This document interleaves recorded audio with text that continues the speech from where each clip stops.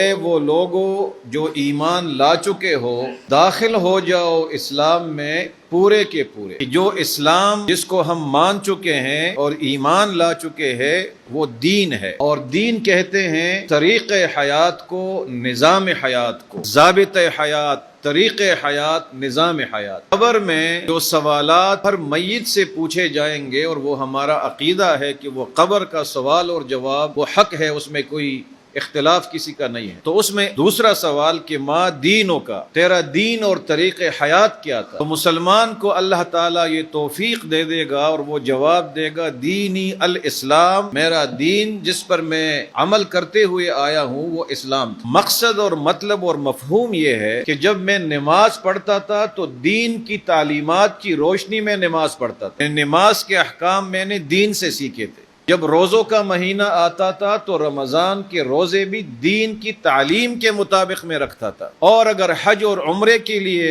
توفیق ملی ہے اور مجھے موقع ملا ہے تو وہ جو مناسک حج اور مناسک عمرہ ہے اس کا طریقہ بھی میں نے کسی اور نے نہیں سیکھا، کسی اور سے نہیں سیکھا، اسلام سے سیکھا، اور اس دین کے مطابق اگر میں نے حج اور عمرہ ادا کیا ہے تو قبول ہوگا۔ لیکن میرے بھائیوں اور دوستوں، اس کا یہ مفہوم بھی ہے کہ جو میرے معیشت کا نظام تھا وہ بھی دین کے مطابق چلانے کا قائل تھا، تعلیم سے متعلق نظام تھا وہ بھی دین کے مطابق چلانے کا قائل تھا، داعی تھا۔ جو خارجہ پالیسی، داخلہ پالیسی یا حکومتی اور ریاستی نظام چلاتا تھا اور اس کا قائل تھا تو وہ دین کے مطابق ریاستی نظام کا قائل تھا۔ جس طرح نماز دین کی تعلیم کے بغیر قبول نہیں ہے، اسی طرح ریاست کا نظام بھی دین کی تعلیم کے بغیر کیسے قبول ہو سکتا ہے؟